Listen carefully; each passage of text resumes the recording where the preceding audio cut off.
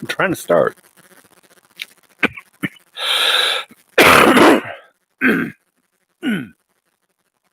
Trying to start. 25 seconds in, and I still haven't started. Welcome to the Daily Faded. Today is Tuesday, June 2nd, 2020. And tonight we're going to discuss the Movement for Black Lives policy platform.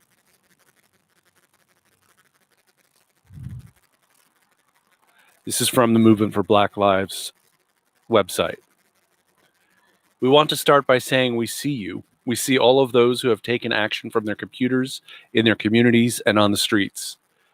This week, we are asking folks to continue to join us in the defense of Black life. Black humanity and dignity requires Black political will and power. Despite constant exploitation and perpetual oppression, Black people have bravely and brilliantly been the driving force pushing the U.S. towards the ideals it articulates but has never achieved.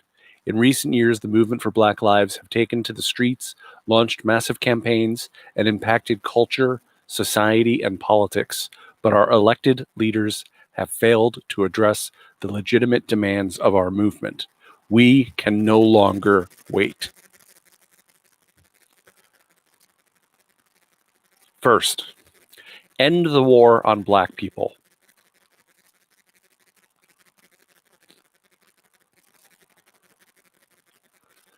An immediate end to the criminalization and dehumanization of Black youth across all areas of society, including but not limited to our nation's justice and education systems, social services agencies, and media and pop culture. This includes an end to zero-tolerance school policies and arrests of students, the removal of police from schools, and the reallocation of funds from police and punitive school discipline practices to restorative services. An end to capital punishment. An end to money bail, mandatory fines, fees, court surcharges, and defendant-funded court proceedings. An end to the use of past criminal history to determine eligibility for housing, education, licensing, voting, loans, employment, and other services and needs. An end to the war on Black immigrants, including the repeal of the 1996 crime and immigration bills, an end to all deportations, immigrant detention, and immigration and custom enforcement raids, and mandated legal representation in immigration court. An end to the war on Black trans, queer, and gender nonconforming people, including their addition to anti-discrimination civil rights protections to ensure they have full access to employment, health, housing, and education. An end to the mass surveillance of Black communities, and the end to the use of technologies that criminalize and target Black communities, including IMSI catchers, drones, body cameras, and predictive policing software. The demilitarization of law enforcement, including law enforcement in schools and on college campuses. An immediate end to the privatization of police, prisons, jails, probation, parole, food, phone, and all other criminal justice-related services. Until we achieve a world where cages are no longer used against our people, we demand an immediate change in conditions and an end to all jails, detention centers, youth facilities, and prisons as we know them. This includes the end of solitary confinement, the end of shackling of pregnant people, access to quality health care, and effective measures to address the needs of our youth, queer, gender nonconforming, and trans families. Next, reparations. We demand reparations for past and continuing harms. The government, responsible corporations, and other institutions that have profited off of the harm they have inflicted on Black people, from colonialism to slavery, through food and housing redlining, mass incarceration, and surveillance, must repair the harm done. This includes reparations for the systemic denial of access to high-quality educational opportunities in the form of full and free access for all Black people, including undocumented and currently and formerly incarcerated people, to lifetime education, including free access and open admission to public community colleges and universities, technical education, technology, trade, and agricultural, educational support programs, retroactive forgiveness of student loans, and support for lifetime learning programs. Reparations for the continued divestment from, discrimination toward, and exploitation of Black communities in the form of a guaranteed minimum livable income for all Black people with clearly articulated corporate regulations. Reparations for the wealth extracted from Black communities through environmental racism, slavery, food apartheid, housing discrimination, racialized capitalism in the form of corporate and government reparations focused on healing ongoing physical and mental trauma and ensuring our access and control of food sources, housing, and land. Reparations for the cultural and educational exploitation, erasure, and extraction of our communities in the form of mandated public school curriculums that critically examine the political, economic, and social impacts of colonialism and slavery, and funding to support, build, preserve, and restore cultural assets and sacred sites to ensure the recognition and honoring of our collective struggles and triumphs. I should say, of Black collective struggles and triumphs. Legislation at the federal and state level that requires the United States to acknowledge the lasting impacts of slavery, establish and execute a plan to address these impacts. This includes the immediate passage of House Resolution 40, the Commission to Study Reparation Proposals for African Americans Act, or subsequent versions which call for reparations remedies.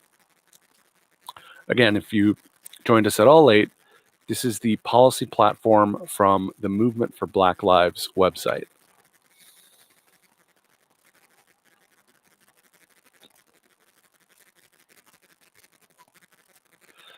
Next up is Invest, Divest. We demand investments in the education, health, and safety of Black people instead of investments in the criminalizing, caging, and harming of Black people. We want investments in Black communities, determined by Black communities, and divestment from exploitative forces, including prisons, fossil fuels, police, surveillance, and exploitative corporations. This includes a reallocation of funds at the federal, state, and local level from policing and incarceration, JAG, COPS, VOCA, to long-term safety strategies such as education, local restorative justice services, and employment programs. The retroactive decriminalization, immediate release, and record expungement of all drug-related offenses and prostitution, and reparations for the devastating impact of the war on drugs and criminalization of prostitution, including a reinvestment of the resulting savings and revenue into restorative services, mental health services, job programs, and other programs supporting those impacted by the sex and drug trade.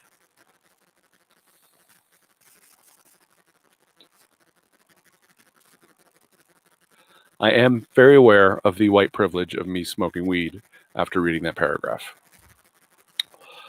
Real, meaningful, and equitable universal health care that guarantees proximity to nearby comprehensive health centers, culturally competent services for all people, specific services for queer, gender nonconforming, and trans people, full bodily autonomy, full reproductive services, mental health services, paid parental leave, and comprehensive quality child and elder care.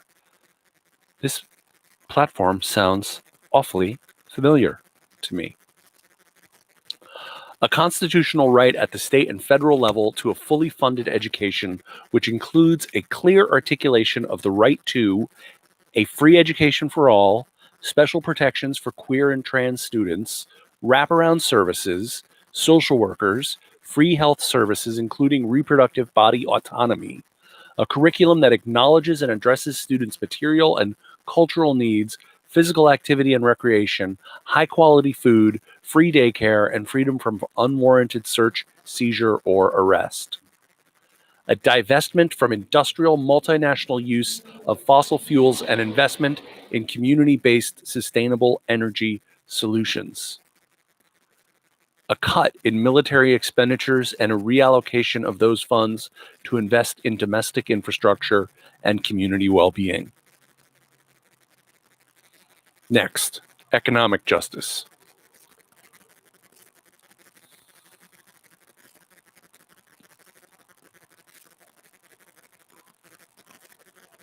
We demand economic justice for all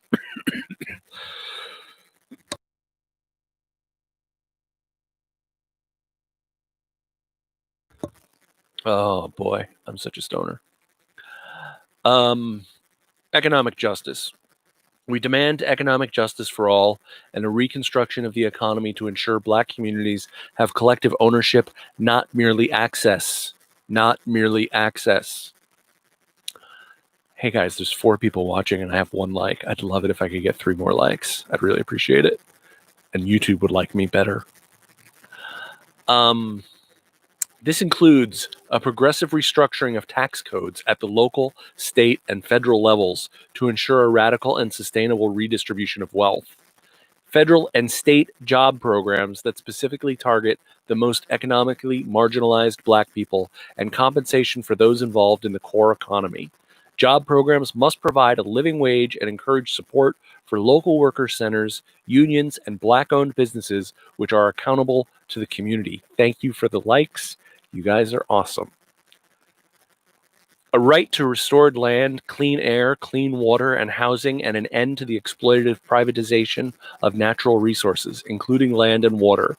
We seek democratic control over how resources are preserved, used, and distributed, and do so while honoring and respecting the rights of our indigenous family. The right for workers to organize in public and private sectors, especially in on-demand economy jobs, gig economy jobs. Restore the Glass-Steagall Act to break up the large banks and call for the National Credit Union Administration and the U.S. Department of the Treasury to change policies and practices around regulation, reporting, and consolidation to allow for the continuation and creation of Black banks, small and community development credit unions, insurance companies, and other financial institutions. More smaller financial institutions that answer to the communities they serve. An end to the Trans-Pacific Partnership and a renegotiation of all trade agreements to prioritize the interests of workers and communities. I remind you, this is the policy platform of the movement for Black lives. Through tax incentives, loans, and other government-directed resources, support the development of cooperative or social economy networks to help facilitate trade across and in Black communities globally. All aid in the form of grants, loans, or contracts to help facilitate this must go to Black-led or Black-supported networks and organizations as defined by the communities. Financial support of Black alternative institutions, including policy that subsidizes and offers low-interest, interest-free, or federally guaranteed low-interest loans to promote the development of cooperatives, food, residential, etc., land trusts, and culturally responsive health insurance, health infrastructures that serve the collective needs of our communities. Protections for workers in industries that are not appropriately regulated, including domestic workers, farm workers, and tipped workers, and for workers, many of whom are Black women and incarcerated people who have been exploited and remain unprotected. This includes the immediate passage at the federal and state level of the Domestic Workers Bill of Rights and extension of worker protections to incarcerated people. This is an absolute must. Worker protections to incarcerated people. We must end slavery in the United States. It is still legal for the incarcerated to be enslaved, and we must end it. Next, community control. We demand a world where those most impacted in our communities control the laws, institutions, and policies that are meant to serve us, from our schools to our local budgets, economies, police departments, and our land, while recognizing that the rights and histories of our indigenous family must also be respected. This includes direct democratic community control of local, state, and federal law enforcement agencies. Let me repeat that. Direct democratic community control of local, state, and federal law enforcement agencies, ensuring that communities most harmed by destructive policing have the power to hire and fire officers, determine disciplinary action, control budgets and policies, and subpoena relevant agency information. An end to the privatization of education and real community control by parents, students, and community members of schools, including democratic school boards and community control of curriculum, hiring, firing, and discipline policies. Participatory budgeting at the local, state, federal level. And last, maybe most important, political power.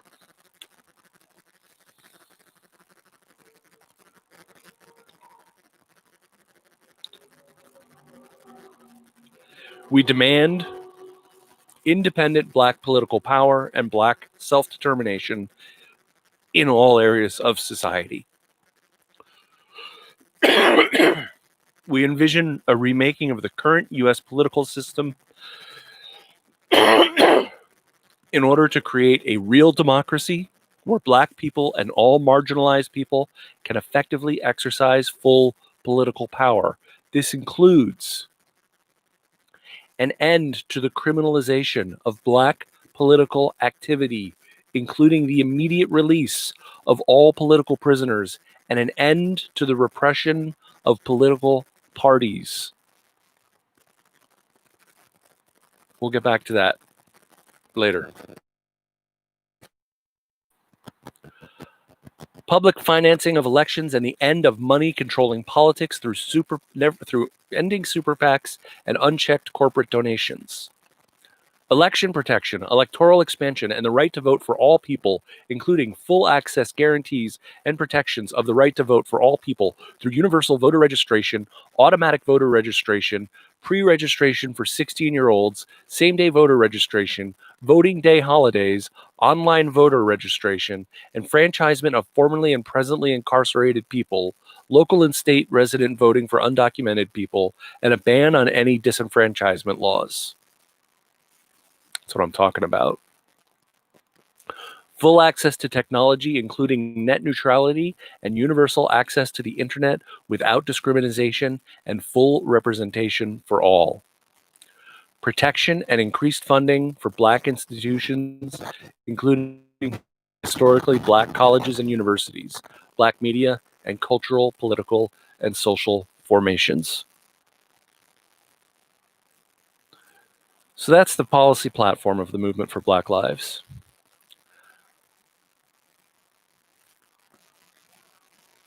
I don't have a position on Blackout Tuesday and whether it's a good thing or a bad thing. I think people on both sides of the issue have good intentions.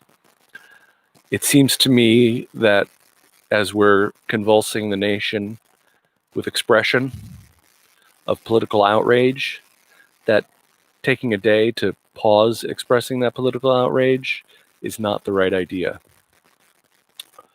I was happy to see that protesters around the country agreed with me on that.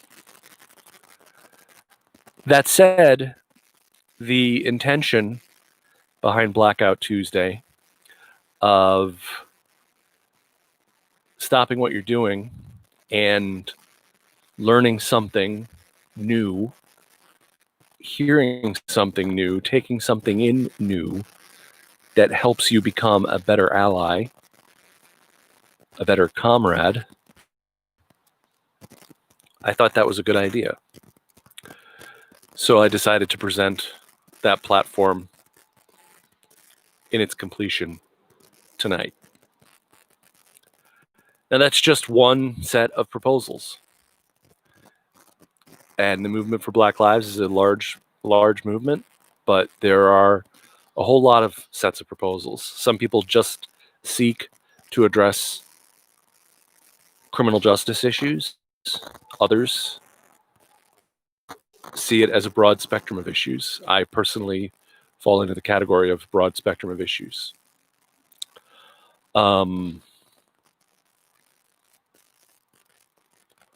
not going to say anything else about that because all I want to do is amplify Black voices tonight. Lastly, the world is up over 6.4 million confirmed coronavirus cases, 380,000 deaths confirmed worldwide. 1.8, almost 1.9 million Americans confirmed cases, which is up 0.53% from yesterday. 107,583 deaths from coronavirus in the United States, which is up 0.62% from yesterday. Here in California, we're at 115,246 cases, 4,288 deaths. South America has quickly become the new epicenter for the disease, with Brazil, Chile, and Bolivia seeing big rises in cases and deaths today. Brazil has 539,045 cases, making it the second highest caseload in the world after the United States, and 30,486 deaths, which makes it fourth in death toll and steadily climbing. So, disasters rage on all around us. I've seen it said by a few people, but I'm going to credit it to Kyle Kulinski. We're going through the Great Depression, the influenza of 1918, and the 1960s all at the same time. That's where we're at tonight. So, live from North Hollywood, I'm the Hetz. Peace out. Thanks for joining me tonight. And I'll see you again tomorrow night at 11 o'clock Eastern, 8 o'clock Pacific.